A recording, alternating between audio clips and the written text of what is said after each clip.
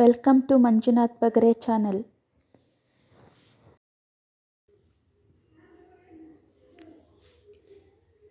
Hi friends, good evening ಎಲ್ಲರಿಗೂ.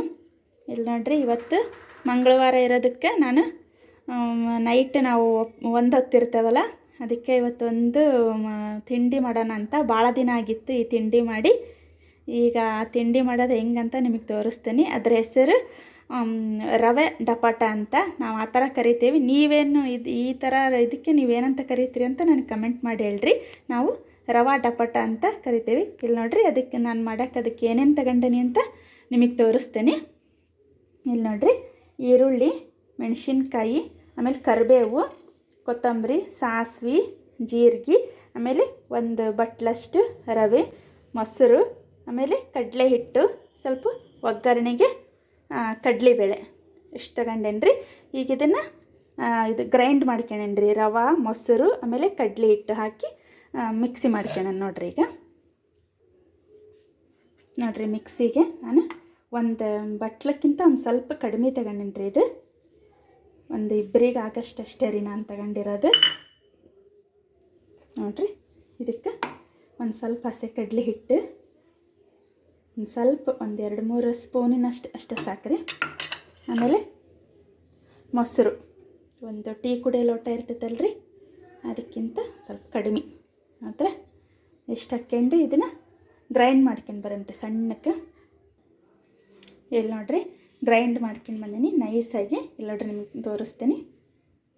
ನೋಡ್ರಿ, ನೈಸಾಗಿ ಈ ಥರ ಮಾಡ್ಕೊಂಡು ಬಂದೀನಿ. ರವೆ ಅಂತಂದ್ರೆ ನಾನು ತಗೊಂಡಿರೋದು ಚಿರೋಟಿ ರವೆ ರೀ. ನಾನು ಮತ್ತು ಉಪ್ಪಿಟ್ಟು ಮಾಡೋ ರವೆ, ದಪ್ಪ ರವೆ ಅಲ್ಲ, ಚಿರೋಟಿ ರವೆ ತಗೊಂಡಿನಿ.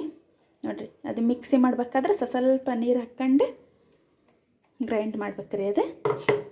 ಇದಕ್ಕೆ ನೋಡ್ರಿ, ಈಗ ನಾನು ಸ್ವಲ್ಪ ಒಗ್ಗರಣೆ ಮಾಡ್ಕೊತೀನಿ ರೀ ಇದಕ್ಕೆ ಹಾಕಕ್ಕೆ. ಅದೇನು ಗ್ರೈಂಡ್ ಮಾಡಿದ್ನಲ್ರಿ ಆ ಮಿಕ್ಸಿಗೆ, ಇದಕ್ಕೆ ಅದು ಒಗ್ಗರಣೆಗೆ ಹಾಕೋಣ. ನೋಡ್ರಿ, ಈಗ ಸ್ವಲ್ಪ ಆಯಿಲ್ ಹಾಕ್ತೀನಿ. ಸ್ವಲ್ಪ ಆದರೆ ಸಾಕ್ರಿ.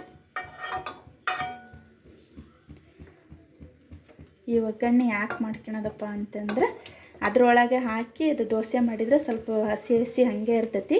ಒಂದು ಸ್ವಲ್ಪ ಇದನ್ನ ಈ ಥರ ಸ್ವಲ್ಪ ಒಗ್ಗರಣೆ ಮಾಡ್ಕೊಂಡು ಅದಕ್ಕೆ ಮಿಕ್ಸ್ ಮಾಡ್ಬೇಕು. ನೋಡ್ರಿ, ಒಂದು ಸ್ವಲ್ಪ ಕಾದ್ಮೇಲೆ, ಎಣ್ಣೆ ಕಾದ್ಮೇಲೆ ಒಂದು ಸ್ವಲ್ಪ ಸಾಸಿವೆ, ಒಂದು ಸ್ವಲ್ಪ ಜೀರಿಗೆ, ಆಮೇಲೆ ಸಣ್ಣಕ್ಕೆ ಹೆಚ್ಚಿದ್ದು ಕರಿಬೇವು ಹಾಕಿ, ಆಮೇಲೆ ಮೆಣಸಿನ್ಕಾಯಿ ಹಾಕ್ಬೇಕ್ರಿ.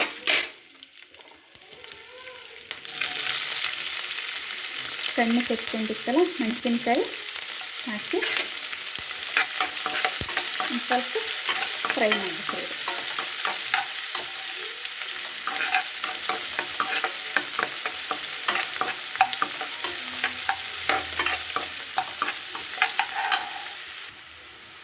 ನೋಡಿರಿ, ಒಂದು ಸ್ವಲ್ಪ ಕಡಲೆಬೇಳೆ ಹಾಕಿ ಅದನ್ನ ಒಂದು ಸ್ವಲ್ಪ ಫ್ರೈ ಮಾಡ್ಕೊಬೇಕ್ರಿ. ಅದಾದಮೇಲೆ ಈರುಳ್ಳಿ ಹೆಚ್ಚಿಟ್ಕೊಂಡಿದ್ದಲ್ಲ ಅದು ಹಾಕ್ಬೇಕ್ರಿ. ಇದು ಈ ಈರುಳ್ಳಿ ಏನು ಫುಲ್ ಇದು ಕೆಂಪಗಾಗೋದೇನು ಬ್ಯಾಡ್ರಿ. ಇದು ಒಂದು ಸ್ವಲ್ಪ ಟ್ರಾನ್ಸ್ಪರೆಂಟ್ ಆಗುತ್ತೆ ಅಷ್ಟೇ. ಇದು ಅಲ್ಲಿ ತನಕ ಅಷ್ಟೇ ಸ್ವಲ್ಪ ಫ್ರೈ ಮಾಡ್ಕೊಬೇಕು. ಯಾಕಂದ್ರೆ ಮತ್ತೀಗ ಅದು ಇದ್ರೊಳಗೆ ಹಾಕ್ತಾವಲ್ಲ ದೋಸೆ ಮಾಡಿದಾಗ ಅದು ಅದ್ರಾಗ ಫ್ರೈ ಆಗ್ತದೆ. ಮತ್ತೆ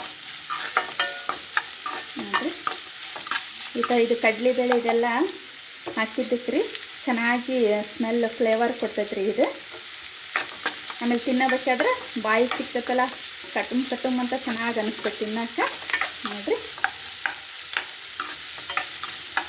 ಭಾಳ ಫ್ರೈ ಆಗತ್ತೆ ಆಡ್ರಿ. ಒಂದು ಸ್ವಲ್ಪ ಇದಾಗ್ತೈತೆ ಅಷ್ಟೇ. ಒಂದು ಸ್ವಲ್ಪ ಉಪ್ಪು ಹಾಕೋಣನ್ರಿ. ಆಮೇಲೆ ಆ ಹಿಟ್ಟಿಗೆ ಒಂದು ಸ್ವಲ್ಪ ಉಪ್ಪು ಹಾಕೋಣ.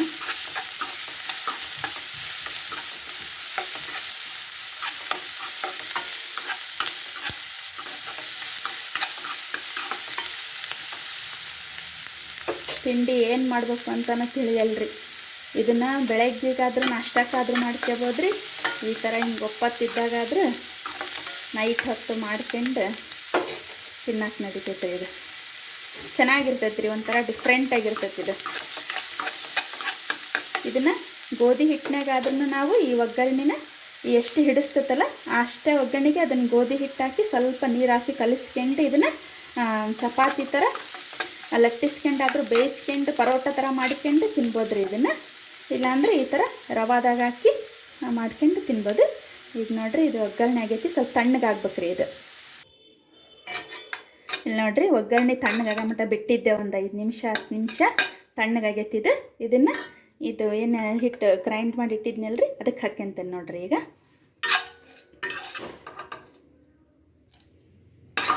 ಹಾಕಿ ಅದಕ್ಕೆ ಹೆಚ್ಚಿದ್ದು ಒಂದು ಸ್ವಲ್ಪ ಕೊತ್ತಂಬರಿ, ಆಮೇಲೆ ಉಪ್ಪು, ಒಂದು ಸ್ವಲ್ಪ ಸೋಡಾ ರೀ.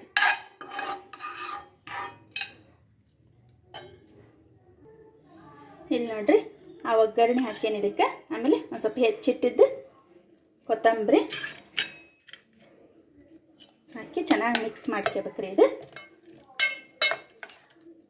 ಇದಕ್ಕೆ ಒಂದು ಸ್ವಲ್ಪ ಉಪ್ಪು, ಒಂದು ಸ್ವಲ್ಪ ಸೋಡಾ ಪುಡಿ ಹಾಕಣ್ರಿ.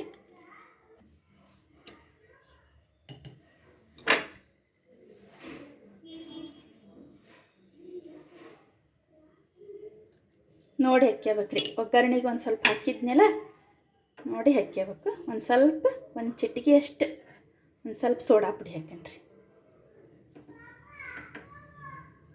ಇದನ್ನು ಬೇಕಾದ್ರೆ ಕಲಿಸಿಟ್ಟು ಒಂದು 10 ನಿಮಿಷ ಬಿಟ್ಟಾದರೂ ಮಾಡ್ಬೋದ್ರಿ.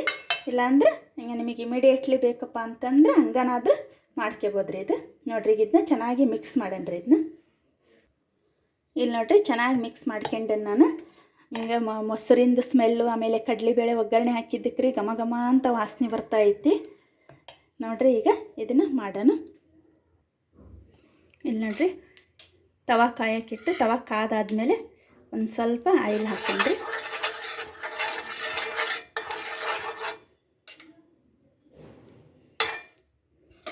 ನಿಮ್ಮ ಮನೆಗೂ ಈ ಥರ ಏನಾದರೂ ಇದು ಮಾಡಿದ್ರೆ, ದೋಸೆ ಮಾಡಿದ್ರೆ ನಾವು ಇದಕ್ಕೆ ಡಪಾಟ ಅಂತೇವ್ರಿ. ನಿಮ್ಮ ಮನೆಗೆ ಈ ಥರ ಮಾಡೋದಕ್ಕೆ ನೀವೇನು ಅಂತೀರಿ ಅಂತ ನನಗೆ ಕಮೆಂಟ್ ಮಾಡಿ ತಿಳಿಸ್ರಿ. ಇಲ್ಲಿ ನೋಡ್ರಿ ಈ ಥರ ಮಾಡಿ, ತೀರ ತೆಳ್ಳಗೆ ಮಾಡಬಾರ್ದ್ರಿ ಇದು. ಇದೆಲ್ಲ ಈರುಳ್ಳಿ ಎಲ್ಲ ಹಾಕಿರ್ತೈತಲ್ಲ ಅದಾಗ್ಬಿಡ್ತಾವೆ. ನೋಡ್ರಿ ಎಷ್ಟು ಹಾಕಿ ಸ್ವಲ್ಪ ಸ್ಲೋ ಆಗಿಡ್ಬೇಕ್ರಿ ಇದು. ಫ್ಲೇಮ್ನ ಇಟ್ಟು ಮುಚ್ಚಿ ಬೇಯಿಸ್ಬೇಕ್ರಿ ಇದನ್ನ.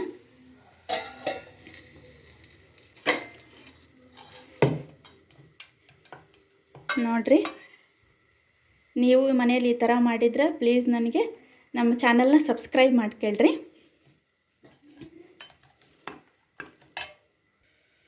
ನೋಡ್ರಿ ಆಯ್ತನ ನೋಡೋಣ. ಇದು ಸ್ವಲ್ಪ ನಿಧಾನಕ್ಕಿಟ್ಟ ಬೇಯಿಸ್ಬೇಕ್ರಿ ಇದನ್ನ, ಜೋರಾಗಿ ಇಡಬಾರ್ದು. ನೋಡ್ರಿ ಬೆಂದತ್ರಿ. ಈಗ ಇದ್ರ ಮೇಲೆ ಒಂದು ಸ್ವಲ್ಪ ಆಯಿಲ್ ಹಾಕನ್ರಿ. ಇದು ಭಾಳ ಈಸಿ ಐತ್ರಿ ಇದು ಏನು ಭಾಳ ಎಲ್ಲ ಜಾಸ್ತಿ ಐಟಮ್ ಹಾಕಿ ಭಾಳ ಟೈಮ್ ಹಿಡಿತೈತಿ ಅನ್ನಂಗಿಲ್ಲ, ಏನಿಲ್ಲ. ಒಂದು 1/4 ಗಂಟೆದಾಗ ಮಾಡ್ಕೋಬೋದ್ರಿ ಇದನ್ನು. ಏನು ತಿಂಡಿ ಮಾಡಬೇಕಪ್ಪ, ಏನು ತಿಂಡಿ ಮಾಡಬೇಕು ಅಂತ ಇದನ್ನು ಮಾಡೋರಿಗೆ ಈ ಥರದ್ದು ಒಂದು ತಿಂಡಿನ ಒಂದಿನ ಮಾಡಿದ್ರೆ ಚೆನ್ನಾಗಿರ್ತೈತೆ ರೀ ತಿನ್ನೋಕೆ. ಆಮೇಲೆ ಡಿಫ್ರೆಂಟಾಗಿರ್ತೈತಿ. ಮನ್ಯಾಗ ಮಕ್ಕಳಿಗೆ ಮನೆಯವರಿಗೆ ಮಾಡಿಕೊಟ್ರೆ ಖುಷಿ ಪಡ್ತಾರೆ. ಬೇರೆ ಬೇರೆದೆಲ್ಲ ಐಟಮ್ ಮಾಡಿಕೊಟ್ರೆ ತಿನ್ನೋಕೆ ಖುಷಿ ಪಡ್ತಾರೆ ಅವರು. ನೋಡ್ರಿ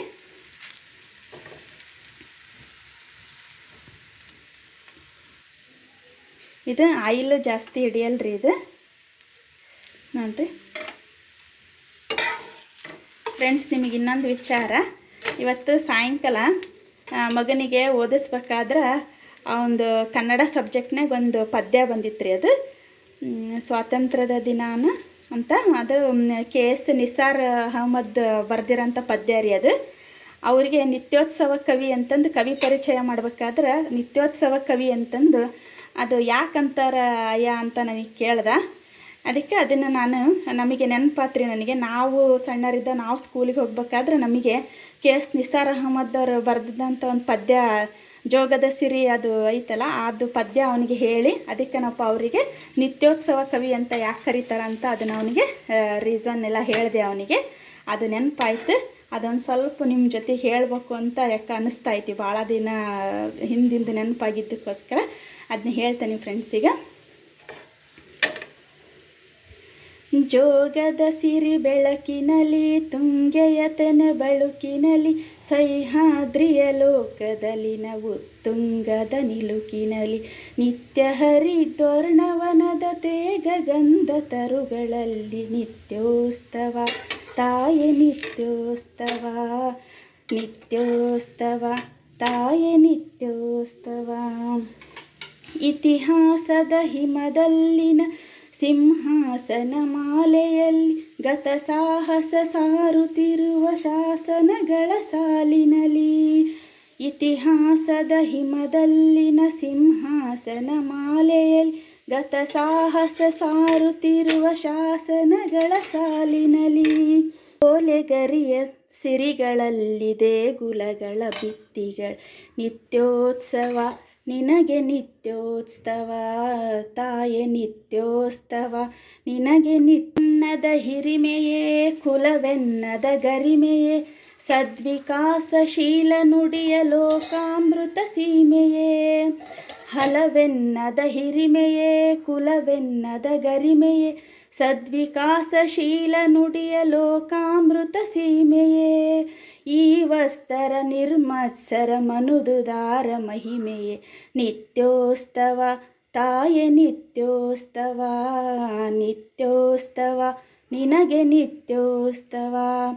ಜೋಗದ ಸಿರಿ ಬೆಳಕಿನಲಿ ತುಂಗೆಯತನ ಬೆಳಕಿನಲಿ ಸಹ್ಯಾದ್ರಿಯ ಲೋಕದಲ್ಲಿನ ಉತ್ತುಂಗದ ನಿಲುಕಿನಲಿ ನಿತ್ಯ ಹರಿದ್ವರ್ಣವನದ ತೇಗ ಗಂಧ ತರುಗಳಲ್ಲಿ ನಿತ್ಯೋತ್ಸವ ತಾಯೆ ನಿತ್ಯೋತ್ಸವ ನಿತ್ಯೋತ್ಸವ ನಿನಗೆ ನಿತ್ಯೋತ್ಸವ.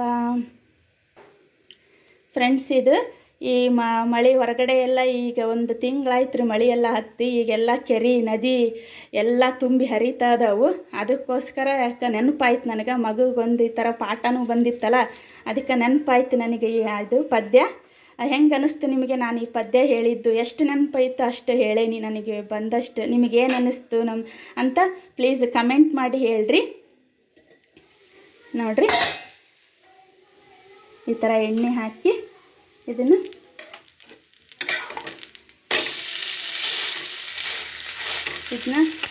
ಒಂದು ಕೊಬ್ಬರಿ ಚಟ್ನಿ ಜೊತೆಗಾದರೂ ತಿನ್ಬೋದ್ರಿ. ಇಲ್ಲ ಅಂತಂದ್ರೆ ನಾನು ಇದು ಕೆಂಪು ಚಟ್ನಿ ಮಾಡ್ಕೊಂಡೇನ್ರಿ ನಾನು, ಅದ್ರ ಜೊತೆಗೆ ನಾನು ಸರ್ವ್ ಮಾಡ್ತೇನೆ ಇದನ್ನು. ಇವತ್ತಿನ ವಿಡಿಯೋ ನಿಮಗೇನು ಅನ್ನಿಸ್ತು, ಈ ಥರ ಈ ರೆಸಿಪಿ ನಿಮಗೇನು ಅನ್ನಿಸ್ತು ಅದನ್ನು ಪ್ಲೀಸ್ ನಮಗೆ ಕಮೆಂಟ್ ಮೂಲಕ ತಿಳಿಸ್ರಿ. ಆಮೇಲೆ ನನ್ನ ಚಾನಲ್ನ ಸಬ್ಸ್ಕ್ರೈಬ್ ಮಾಡ್ಕೊಂಡು ನಮಗೆ ಸಪೋರ್ಟ್ ಮಾಡಿ ಫ್ರೆಂಡ್ಸ್. ಹೀಗೆ ನನ್ನ ವಿಡಿಯೋನ ನೋಡಿದ್ದಕ್ಕೋಸ್ಕರ ಎಲ್ಲರಿಗೂ ಧನ್ಯವಾದಗಳು. ಜೈ ಕರ್ನಾಟಕ.